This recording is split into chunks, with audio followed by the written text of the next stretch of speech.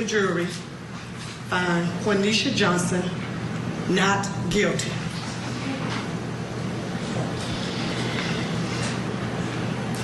As to count 2, felony murder, we, the jury, find the defendant, Quaneesha Johnson, guilty of voluntary manslaughter. As to count 3, aggravated assault, family violence, we, the jury, find the defendant, Quaneesha Johnson, guilty. As to count... May I have your attention? This is Major Saxon with the DeKalb County Sheriff's Office. All clear. You may return to normal activities.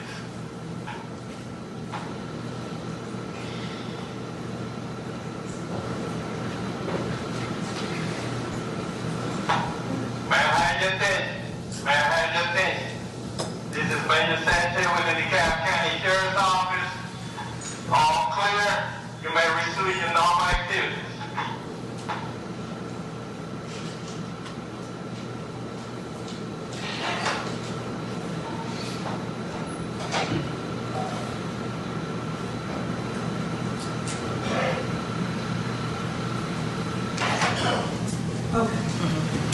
As to count 4, aggravated assault, family violence, we, the jury, find the defendant, Quaneesha Johnson, guilty. As to count 5, possession of a firearm during the commission of a felony, we, the jury, find defendant, Quaneesha Johnson, guilty. As to count 6, cruelty to children in the 3rd degree, we, the jury, find the defendant, Quaneesha Johnson, guilty. As to count 7, cruelty to children in the 3rd degree, we, the jury, find the defendant, Quaneesha Johnson, guilty. Thank you. And is that signed and dated by you as the foreperson? Yes, ma'am, it is. If you would have... It was a quiet Sunday night in Lithonia, Georgia, the kind of silence that falls heavy after midnight, when the world outside your window feels still and fragile. Inside a modest suburban home on Panola Road, that silence was broken by the crackle of a desperate 911 call. A woman's voice trembled through the line, pleading for help, her breath uneven. Officers were already nearby. They'd been called earlier that evening to keep the peace between the same couple now heard in the background, their argument escalating once more. Then, in the middle of that call, a sound cut through the air. A single gunshot. Followed by a faint, heartbreaking word. Bye. The dispatcher froze. On the line, the woman repeated it again. Bye. Her tone wasn't angry. It wasn't panicked. It sounded final. Moments later, officers rushed to the door. Outside, under the weak yellow glow of a streetlight, a man stumbled out, bleeding, disoriented, barely standing. He collapsed onto the pavement, gasping for breath. Between shallow, ragged exhalations, he tried to speak. She hit me, in the head, with a metal thing, then shot me. Seconds later, his body went still. The woman responsible was standing just inside the doorway, clutching a phone, her face streaked with tears. Her name was Quaneesha Nicole Johnson. And the man dying in the driveway was Demonte Smith, the father of her child. This was not a random act of violence. It wasn't a home invasion or a robbery gone wrong. It was something more intimate, more complicated, the tragic culmination of a love that had curdled into fear, resentment, and rage. Within minutes, flashing blue lights flooded the quiet street. Neighbors peeked through blinds, whispering as officers led Quaneesha away. She didn't resist. She didn't scream. She just kept repeating, "I told you he was going to hurt me." To the police, it looked simple. One man dead. One woman with a gun. But beneath the surface, this was a case that would divide a community. One that would blur the lines between self-defense and vengeance, victim and killer, love and survival. And when the truth finally came out, people would be left asking the same haunting question. What really happened inside that house on Panola Road the night Quaneesha Johnson said goodbye? Long before the gunshot, before the flashing lights and the headlines, there was just a young couple, two people trying to build a life together in DeKalb County, Georgia. Quaneesha Nicole Johnson was 29 years old, a mother of three, balancing work, motherhood, and the constant demands of survival. Friends described her as funny, protective, and fiercely loyal to her children. She wasn't a troublemaker. She wasn't the kind of person anyone expected to end up in handcuffs, accused of killing the father of her child. But life for Quaneesha had never been simple. She'd grown up in a world that demanded toughness, a world where you had to be both soft enough to nurture and hard enough to survive. Those who knew her said she carried her pain quietly. Beneath the confident smile and the laughter, there was always something guarded in her eyes, like she'd learned not to trust the calm before the storm. Demonte Smith was 30, easygoing, charismatic, the kind of man who could make friends anywhere he went. But behind that charm, people close to him saw flashes of volatility, a temper that could ignite over small things, a need for control that grew sharper when he drank or felt disrespected. When Quaneesha and Demonte met, the chemistry was instant. They laughed, they fought, they made up, their relationship burned fast and bright. Soon after, they had a child together, and like so many young parents, they tried to make it work. But the same passion that drew them together also tore them apart. There were whispers of arguments that went too far, neighbors who heard yelling through the walls, friends who noticed bruises or tears brushed off with excuses. "It's just stress," she'd say. "We're working through it." Behind closed doors, tension simmered. Money problems. Jealousy. Control. They'd break up, make up, and start again, always circling the same fire. To outsiders, they were just another couple trying to hold it together in a small home filled with the laughter, and sometimes the cries, of their kids. But to those who saw closer, it was a relationship teetering on the edge. And in late November 2022, the edge finally gave way. It started as something ordinary, an argument, like so many before it. Quaneesha had gone out that night, taking a rare moment for herself, leaving the kids with Demonte. She told him she'd be back soon. But the night stretched on, the hours passed, and by the time she finally decided to come home, anger was already waiting at the door. According to police reports and later courtroom testimony, Demonte was furious. He'd sent messages, called repeatedly, demanding to know where she was. He accused her of lying, of disrespecting him, of being out doing something she shouldn't. By the time she reached her car, she could feel her phone vibrating with his words, each message sharper than the last. She knew what that meant. She knew his temper. And that's when something in her gut told her not to go home alone. Instead, she drove to a police station and asked for an escort back to her house. She told them her boyfriend had threatened her, that she was afraid he might hurt her. It wasn't the first time she'd said those words. But it was the first time she'd said them to armed officers standing in front of her. The request for a police escort might have saved her life, or it might have doomed them both. When officers arrived at the home on Panola Road, they met Demonte outside. The argument had spilled into the open, voices raised, tension thick enough to choke the night air. Quaneesha stood near the doorway, her children inside, her nerves shot through with adrenaline. She asked one of the officers a question that would later echo in courtrooms and news reports across the country. "What happens," she asked, "if I shoot him in self-defense?" The officer told her not to stay calm, to let them handle it. But calm had become a luxury she couldn't afford. Moments later, the officers left. They believed the situation was defused. They thought they'd prevented a domestic disturbance from turning violent. They were wrong. Inside that home, the tension hadn't faded. It had just gone quiet. Quaneesha went to her car, retrieved a tire iron and a gun, and walked back toward the house. What happened next, whether it was a desperate act of survival or a split-second decision driven by anger, would change everything. That night, she wouldn't just lose her partner. She'd lose her freedom. Her children would lose their father. And the world would lose another fragile chance for peace before violence claimed it once again. The night of November 27, 2022, was cold and unnervingly still in Lithonia, Georgia. The kind of night where every sound feels louder, sharper, the slam of a door, the hum of a car engine, the sudden silence that follows an argument. Inside the modest home on Panola Road, that silence was about to be shattered. It was just after midnight when Quaneesha Johnson returned home with 2 police officers trailing behind her.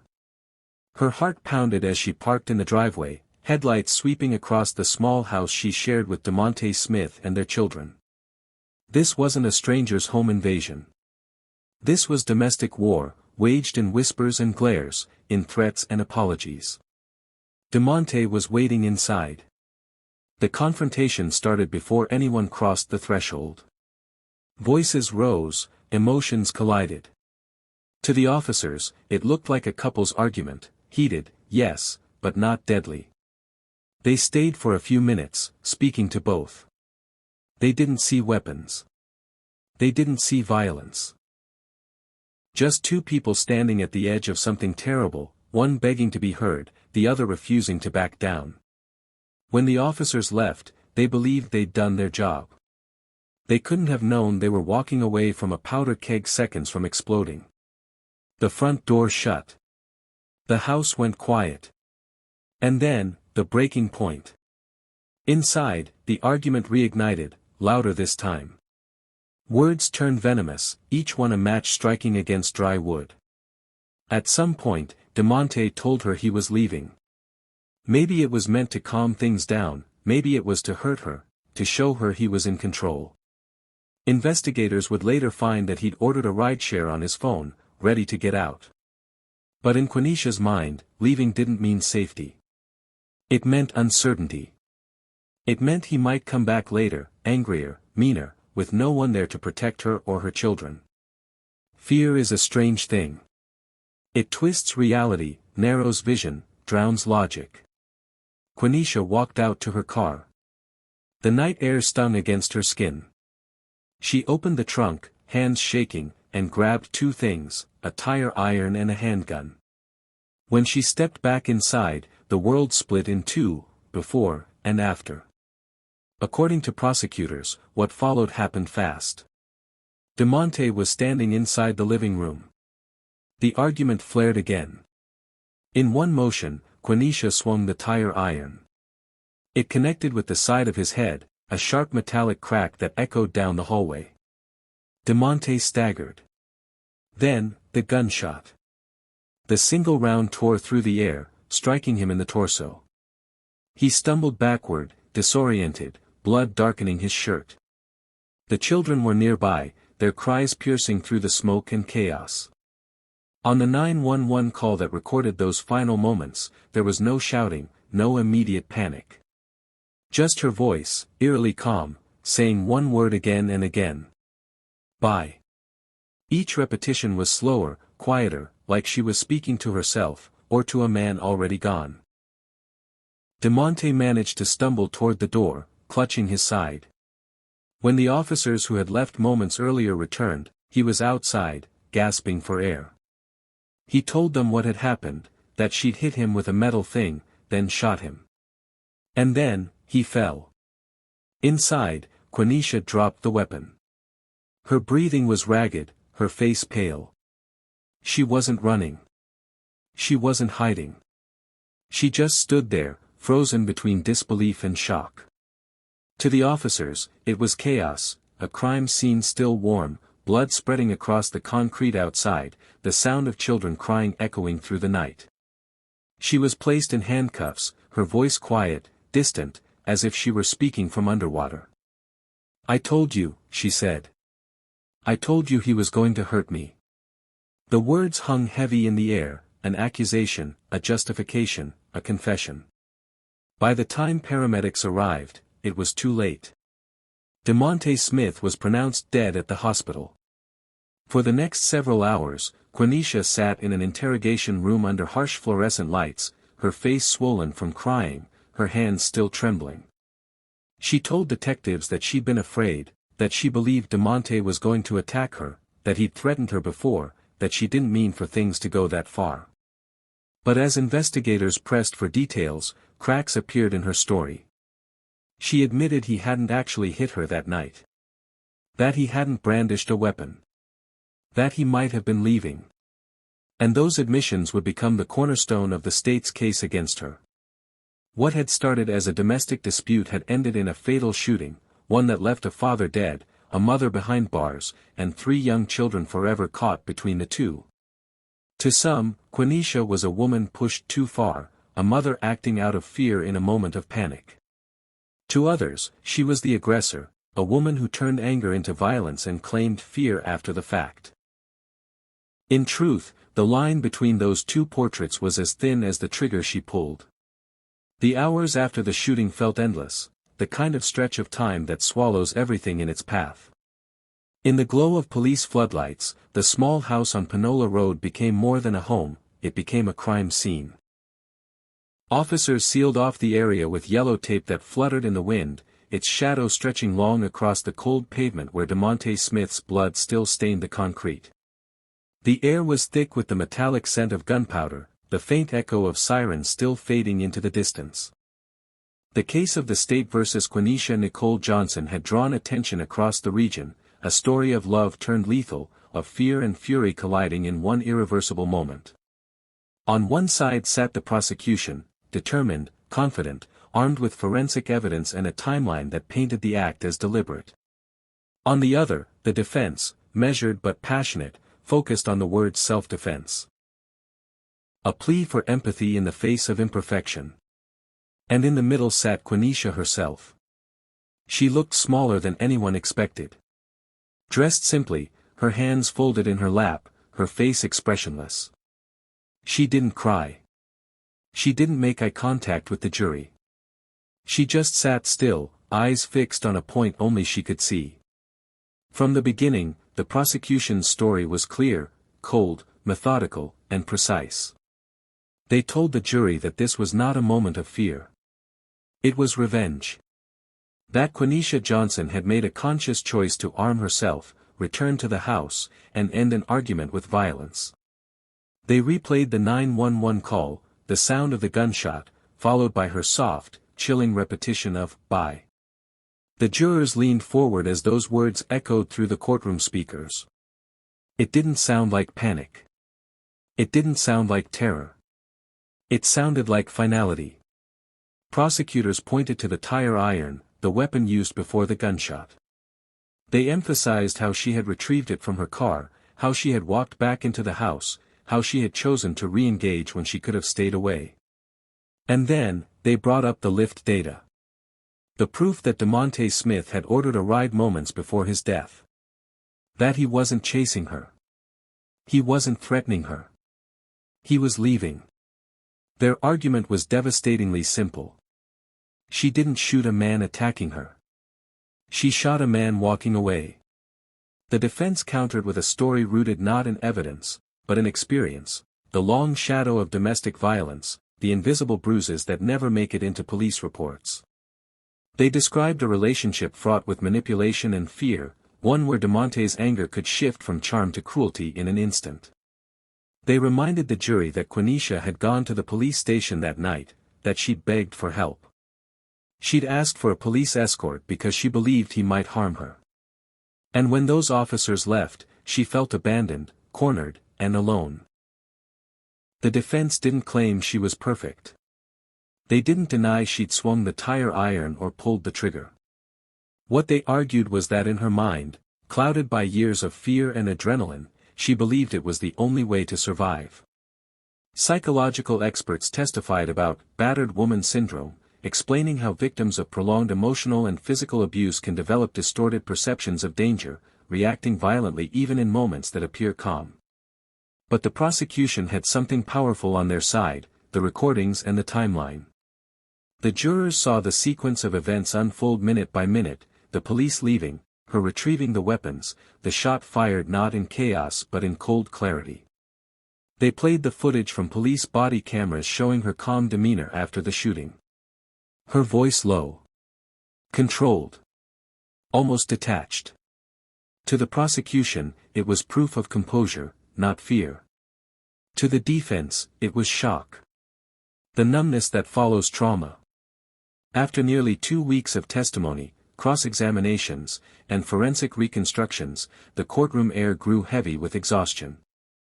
Each day ended with people filing out silently, whispering about who they believed, the grieving woman or the cold-blooded killer. When closing arguments came, they were delivered like sermons.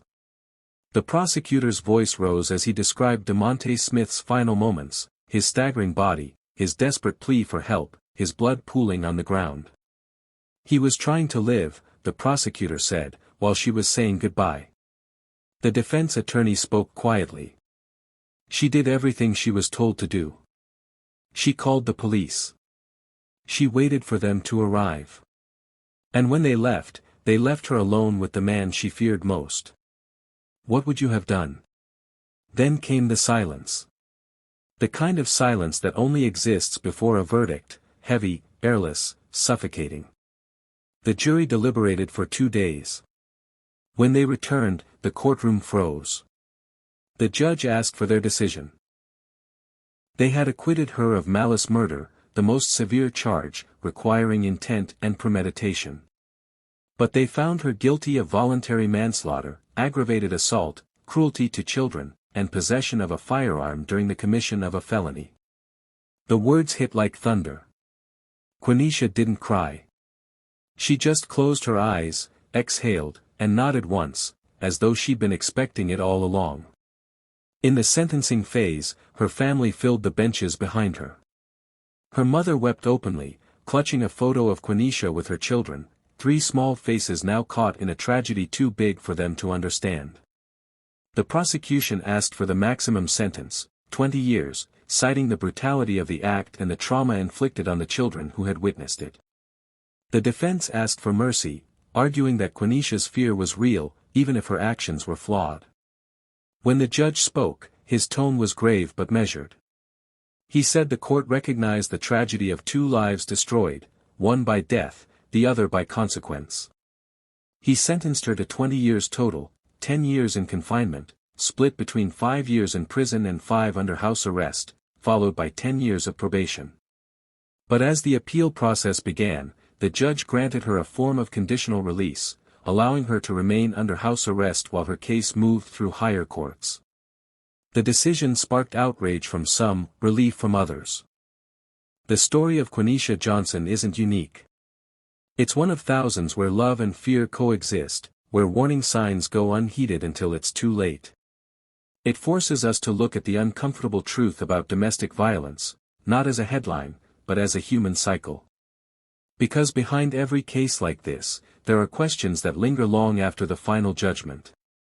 What does justice look like when both the victim and the killer are the same person? When the system meant to protect fails both sides? When fear becomes fatal? And perhaps the most haunting question of all, what would you have done, if you were her? Would you have pulled the trigger? Would you have walked away? Would you have survived? Maybe there are no right answers. Only echoes. As for Quaneesha, she remains confined to the boundaries of her sentence, a woman whose every step is tracked, every movement monitored. She lives in the silence she created, the kind that doesn't fade, only deepens. And somewhere in that silence, between guilt and grief, she has to face the one truth no court can change. That in trying to protect herself, she destroyed the one thing she was fighting for, her family. The tragedy of Quaneesha Nicole Johnson isn't that she killed a man. It's that she couldn't find a way to live without breaking. This is the dark heart of human nature, where love, fear, and desperation collide, and only ruin comes out the other side. If this story moved you, or made you think twice about the thin line between fear and fury, take a moment. Reflect.